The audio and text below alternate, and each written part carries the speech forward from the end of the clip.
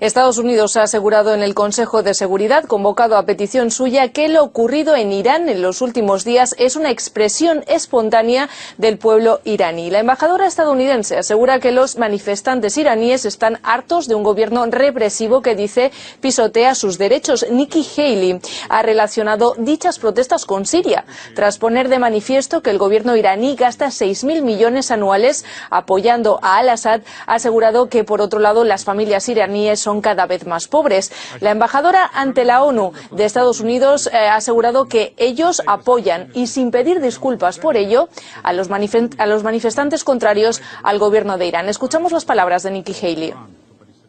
En 2009 el mundo ya guardó silencio mientras las esperanzas del pueblo iraní fueron arruinadas por su gobierno. En 2018 no nos quedaremos callados. Otra vez el pueblo de Irán se está levantando y exigiendo algo que ningún gobierno puede rechazar de manera legítima: sus derechos humanos y sus libertades fundamentales. Por su parte, Irán ha acusado a Estados Unidos de abuso de poder y de actuar con hipocresía. Aseguran que esto supone un intento desesperado de Washington tras perder credibilidad ante el resto del mundo, y han recordado la situación en Yemen, por ejemplo, como ejemplo del obstruccionismo practicado por la delegación estadounidense en el Consejo. Respecto a las posiciones de otros miembros, especialmente dura ha sido la intervención de Rusia. Su representante ante la ONU ha acusado a Estados Unidos de abusar del Consejo de Seguridad, de socavar su autoridad como órgano encargado de mantener la paz y la seguridad y minar así su prestigio. Si seguimos la lógica estadounidense, ha asegurado, tendríamos que habernos reunido tras las protestas acontecidas en Ferguson o Missouri.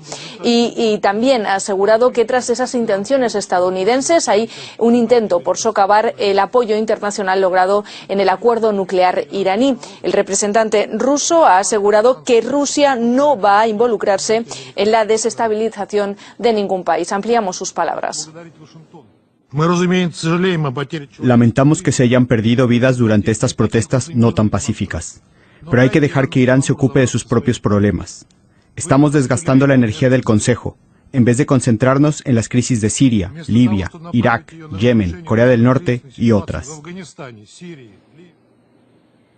También en esta línea las delegaciones de Guinea Ecuatorial, Bolivia o Kuwait, por ejemplo. Esta última nación se ha mostrado en contra de cualquier tipo de injerencia y ha asegurado que la estabilidad de Irán es determinante para el resto de la región. Más sosegada, por ejemplo, Francia, que si bien ha expresado su preocupación ante la violencia en las protestas y han pedido a las autoridades moderación y respeto a las libertades fundamentales, también han aclarado que deben encontrarse medios para evitar tentaciones hegemónicas venidas del exterior. Además, han puesto énfasis en preservar el pacto nuclear. Escuchamos al representante de Francia.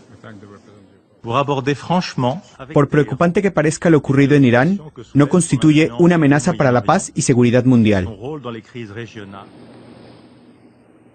Las protestas multitudinarias iniciadas el pasado jueves en las principales ciudades iraníes se han cobrado hasta la fecha una veintena de víctimas mortales. La presidencia del Consejo ha dicho al inicio de este Consejo de Seguridad extraordinario que no están en condiciones de confirmar o de negar la autenticidad de las imágenes emitidas ni la magnitud de la violencia, pero que aseguran, según la información de la que disponen, ha sido la policía y no los militares quienes han respondido a las manifestaciones. También han apuntado que según Naciones Unidas, según las cifras de las que disponen, citando al Ministerio del Interior iraní, más de 1.000 personas han sido detenidas, aunque muchas de ellas ya han sido liberadas. También han destacado que las protestas más recientes han sido mucho más reducidas y, por el contrario, más numerosas las progubernamentales.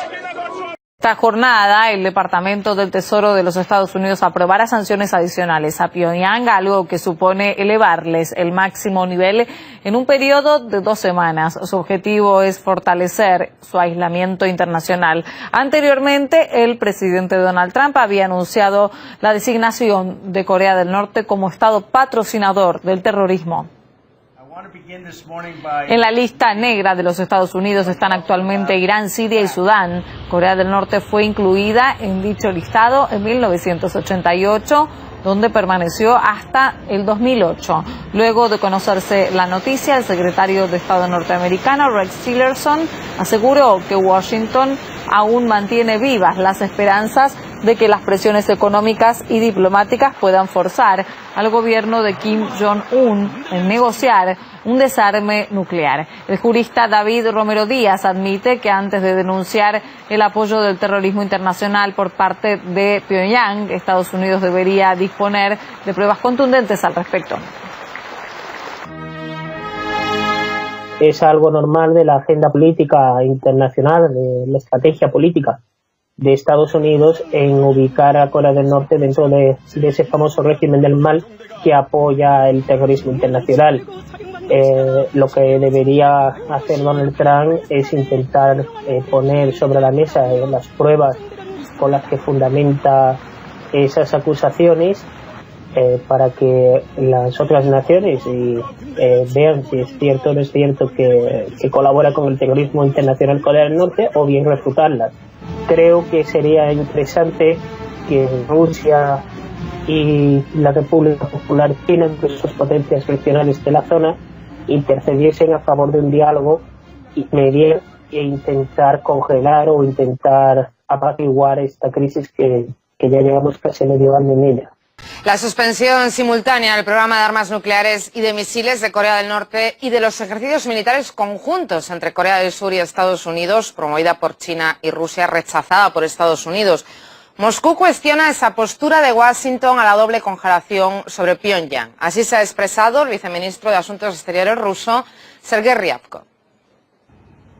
Además, el diplomático ha subrayado que está seguro de que las restricciones del Consejo de Seguridad y las sanciones unilaterales contra Corea del Norte no darán resultado. Ryabkov señala que tras la reciente reunión del organismo da la impresión de que los países occidentales prefieren la política de presión. Los miembros del Consejo de Seguridad debatieron las amenazas procedentes de Corea del Norte. El secretario de Estado de Estados Unidos, Rex Tillerson, declaró que Washington va a continuar su campaña contra ese programa nuclear de Pyongyang y ha llamado a Rusia y China a endurecer sus posturas. Precisamente hablamos sobre este asunto con el analista internacional y columnista Carlos Martínez. Hola Carlos, ¿cómo estás? Como vemos, Estados Unidos sigue aplicando esas medidas de presión, pero Corea del Norte insiste. ¿A qué pueden llevar estas discrepancias? Hola, buenas tardes ya en España. Pues yo creo que Corea del Norte lo que hace es una lectura de acontecimientos recientes en conflictos similares con Estados Unidos. Hay que recordar que el gobierno de Saddam Hussein o el de Gaddafi se desarmaron y abandonaron todas las armas de destrucción masiva antes precisamente de que fueran invadidos por Estados Unidos y sus aliados. Algo parecido también pasó con Siria. De forma que me imagino pondré en la mente del gobierno de Corea del Norte y pensará que si no amenazo con que tengo armas, en este caso nucleares, inmediatamente sería barrido este país del faz de la tierra. Con lo cual han optado por un pulso un poco desigual o muy desigual con Estados Unidos, y yo creo que Corea del Norte y Estados Unidos juegan, sobre todo Corea del Norte, con más, como se dice, de farol, es decir, yo creo que dice que tiene más fuerza nuclear de la que realmente tiene, pero esto es lo que está provocando una escalada porque Estados Unidos y Corea del Sur tampoco dejan en hacer ejercicios militares justo en la frontera de Corea del Norte. Carlos, nadie tiene una varita mágica, pero ¿cuál sería el secreto para acabar con esta crisis? Pues precisamente la vía que ha propuesto tanto China como Rusia, hacer una pausa en tanto en los ensayos balísticos como nucleares por parte de Corea del Norte y por parte de Estados Unidos y sus aliados parar los ejercicios militares justo en la frontera. Lo que estamos viendo es una escalada, por tanto hay que pararla y tiene que pararse por ambas partes. La postura de Estados Unidos de Rex Tillerson de afirmar que tiene que ser Corea del Norte la primera que debe dar el primer paso, yo creo que es una postura totalmente equivocada y fruto de la prepotencia de Estados Unidos. Ambas partes tienen que parar ya y dejar la escalada porque en el fondo todos sabemos que es un conflicto realmente que se puede solucionar por la vía del diálogo y la negociación, pero la imposición y las presiones lo que están facilitando es que Corea del Norte se enroque cada vez más Y eso crea realmente un peligro para la región y también crea un sufrimiento para las personas que viven en Corea del Norte, con lo cual se debe poner una pausa a esta escalada que es absolutamente absurda y no nos lleva a ninguna parte. Carlos, según tu valoración, ¿qué hay detrás de esa negativa de Estados Unidos a aplicar estas opciones que se le han mostrado? Yo creo que Estados Unidos ejerce una dictadura sobre el resto del mundo, o por lo menos lo pretende. Son pocos países los que son díscolos a su política exterior. Uno de ellos, el más significado, es Corea del Norte. Y yo creo que para mantener su prevalencia, para hacer valer su poder militar y económico, pues no conoce otra forma que la presión militar y la presión económica. Estados Unidos está poniendo sanciones que no son tales sanciones, sino porque son ilegales, se tiene que hacer a través del marco de la ONU y nos tiene que hacer saber a todo el resto de la humanidad que o nos plegamos a sus directrices o sufrimos sanciones o incluso la guerra.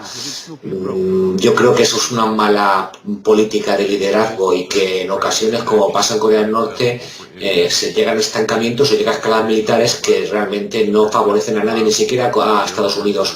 Una península coreana destrozada por una guerra en la cual se usan armas nucleares no favorece ningún interés norteamericano y por supuesto no favorece a los propios coreanos.